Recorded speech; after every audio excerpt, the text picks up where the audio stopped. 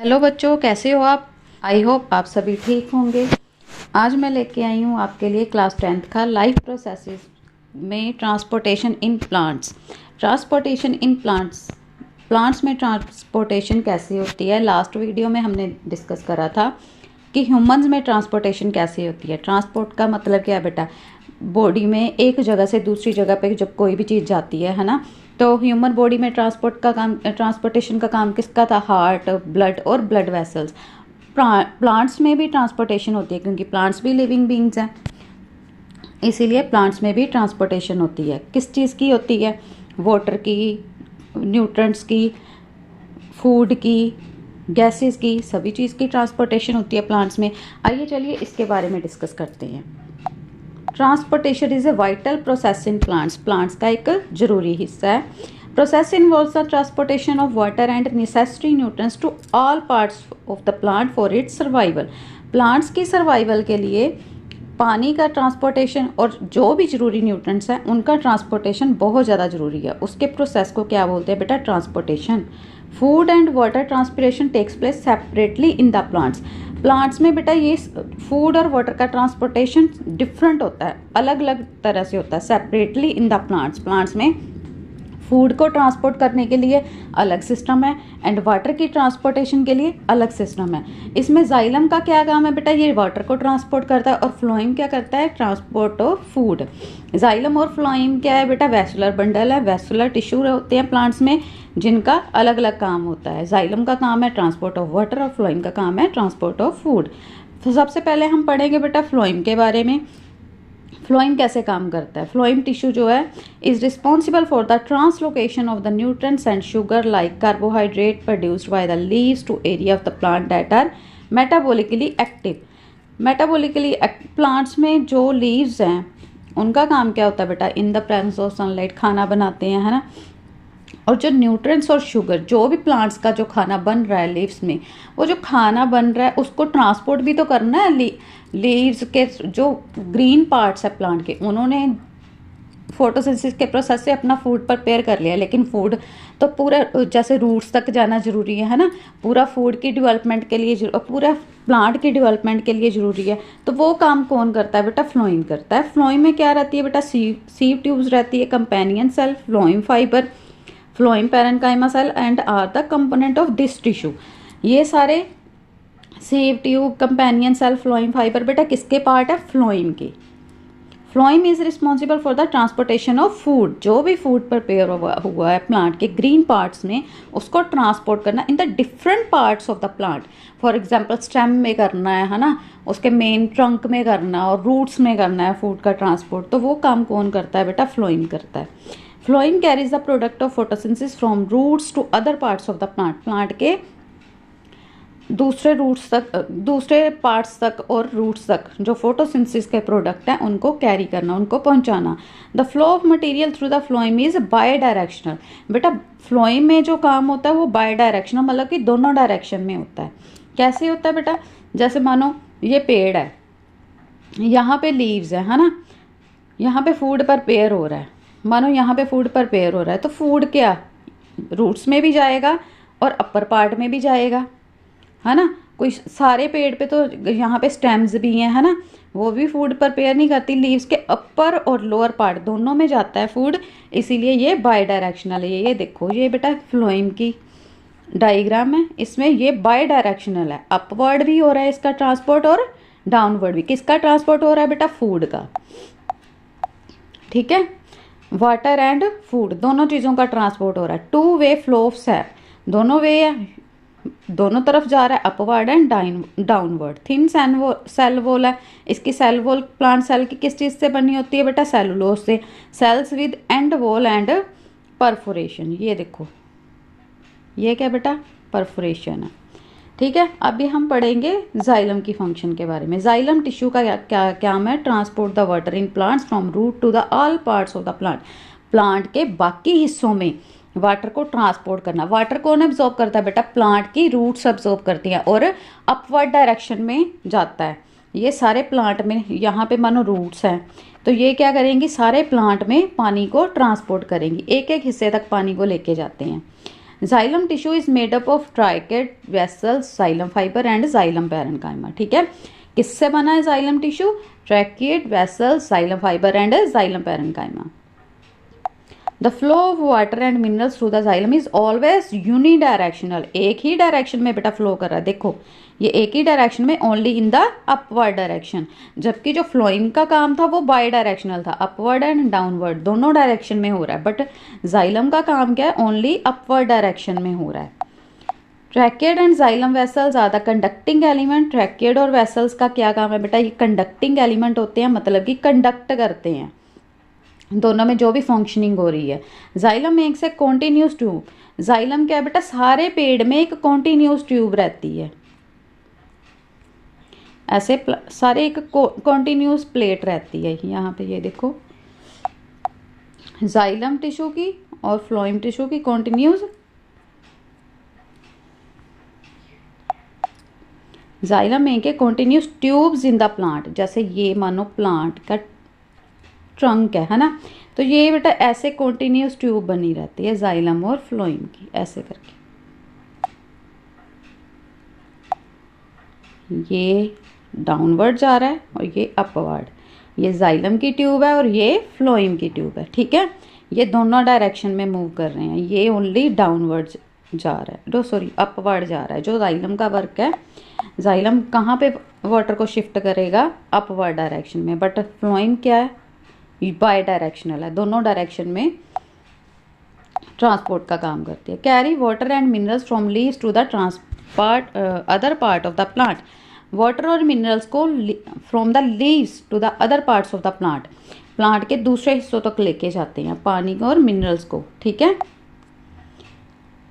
Accent of SAP क्या है बेटा? Upward movement of water, water की जो अपवर्ड मूवमेंट है ट्री में एंड मिनरल्स की from root to different plant parts is called ascent of sap. जो अपवर्ड डायरेक्शन में बेटा वाटर और मिनरल्स की मूवमेंट हो रही है प्लांट के डिफरेंट हिस्सों में, मानो लीव्स में, स्टेम में, ब्रांचेस में मूवमेंट हो रही है, जो मूवमेंट हो रही है उसको क्या कहते हैं बेटा? Accent of SAP.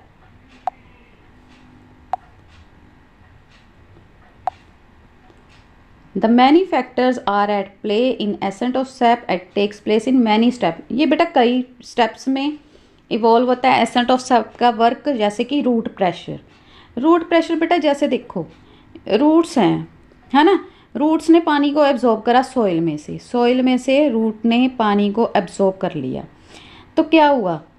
अगर पास में ही है तो डिफ्यूज़ हो जाएगा, है ना, वाटर। लेकिन इतनी दूर ऊपर तक कितना लंबे लंबे जो ट्रीज़ हैं वहाँ तक वाटर कैसे पहुँचता है? कैसे पहुँचता है? With the help of root pressure.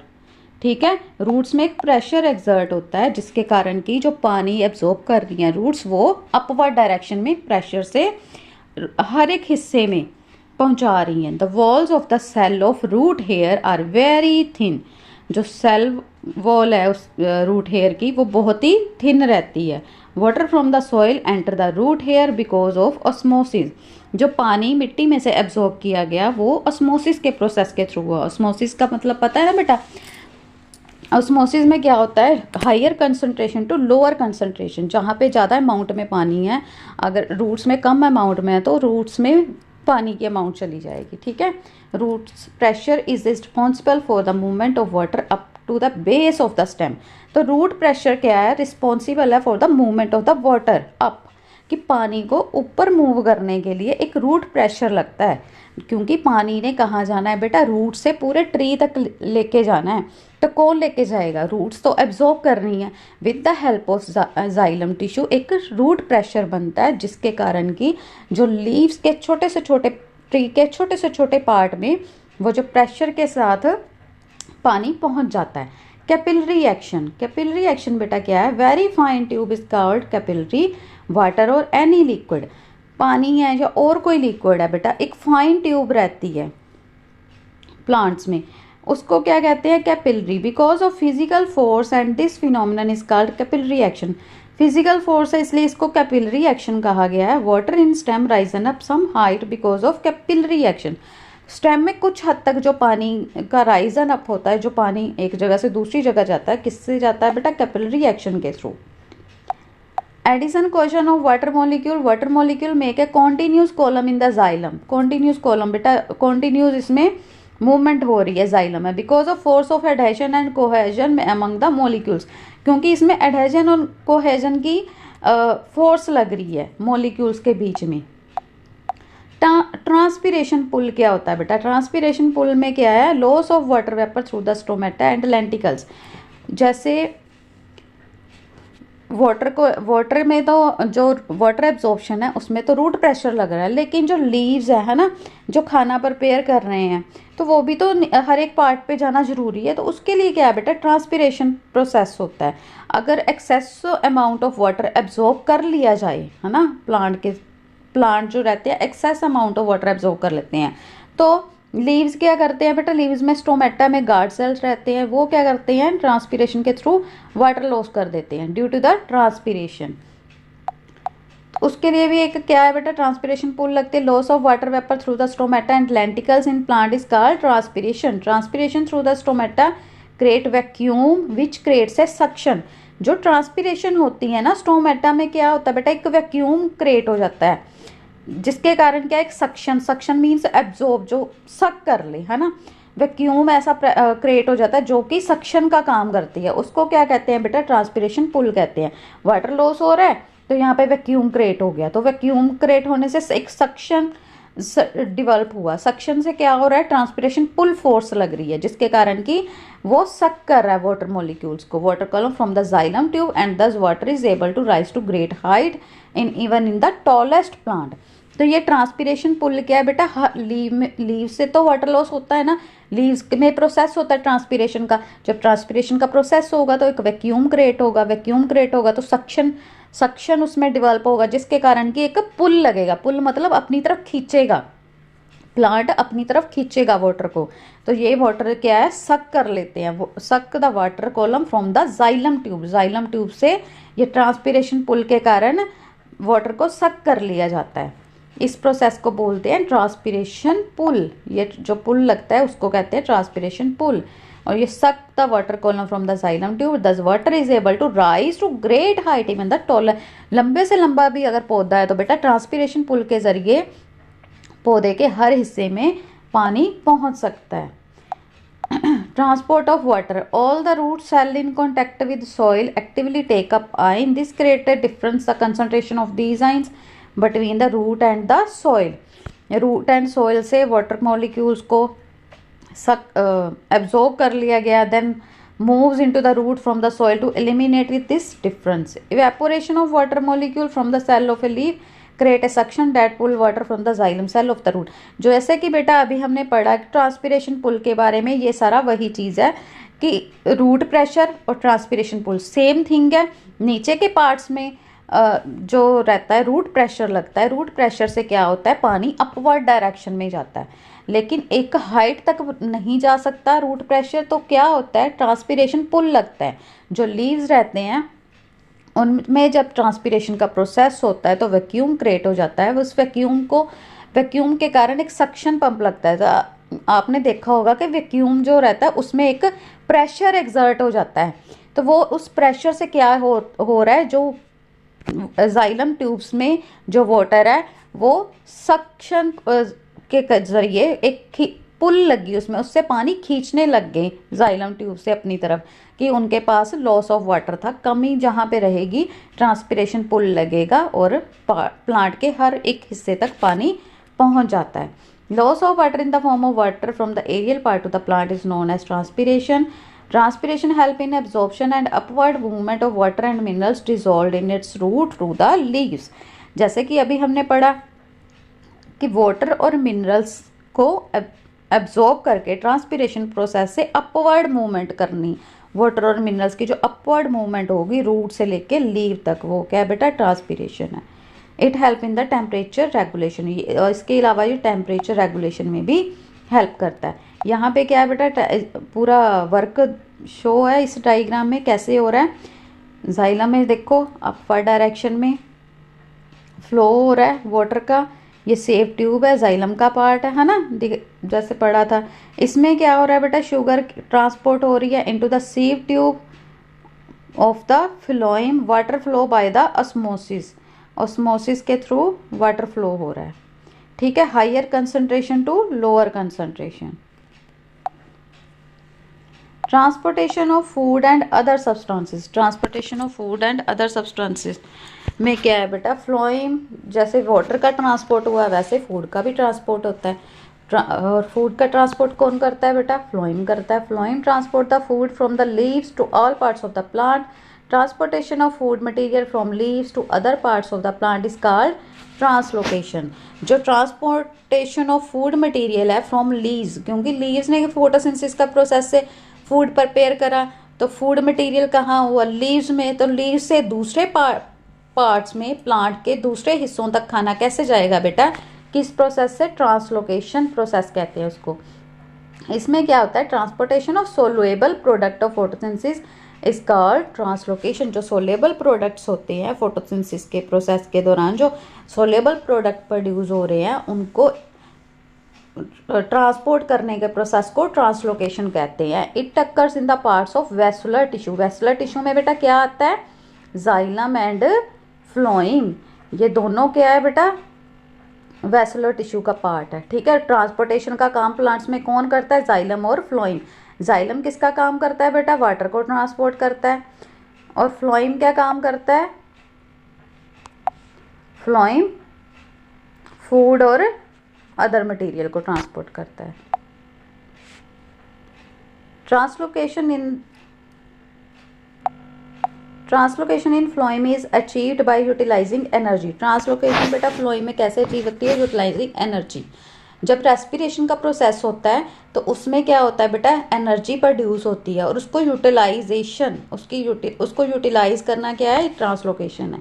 Material like sucrose is transport into phloem tissue using energy from the ATP. जैसे कि सक्रोज को फ्लोइम तक ट्रांसफर करना, इस टिश्यू को एटीपी के फॉर्म में। एटीपी क्या है बेटा, एनर्जी फॉर्मेशन होती है, उसको यूज़ करना और ट्रांसपोर्ट करना, वो किसका काम है बेटा, फ्लोइम का काम। आइए चलिए अब दोनों का डिफरेंस देख लेते हैं कि जाइलम और फ्लोइम के ट्रांसपोर्ट में क्या डिफरेंस है। जाइलम टिश्यू का क्या काम है बेटा, xylem tissue help in the transport of water and minerals. और फ्लोइम क्या करता है, ट्रांसपोर्ट ऑफ फूड करता है। जाइलम क्या करता है, ट्रांसपोर्ट ऑफ वाटर करता है। Water is transported upward from the roots to the aerial parts of the plant, from the root to the aerial part of the plant. जैसे tree है तो ट्री के सारे पार्ट्स में, एरियल पार्ट्स में पानी को ट्रांसपोर्ट करना। Food is transported in both upward direction and downward direction. ये बाई डायरेक्शनल होता है और जाइलम में क्या फंक्शन कैसा होता है, unidirectional. Transport in xylem require physical force such as transpiration pull. Transpiration pull की ज़रूरत पड़ती है वाटर को ट्रांसपोर्ट करने के लिए। और इसमें transport of food in the phloem require energy in the form of ATP. ATP में के ज़रिए जो एनर्जी फॉर्मेशन होती है उसको ट्रांसपोर्ट करने के लिए फ्लोइम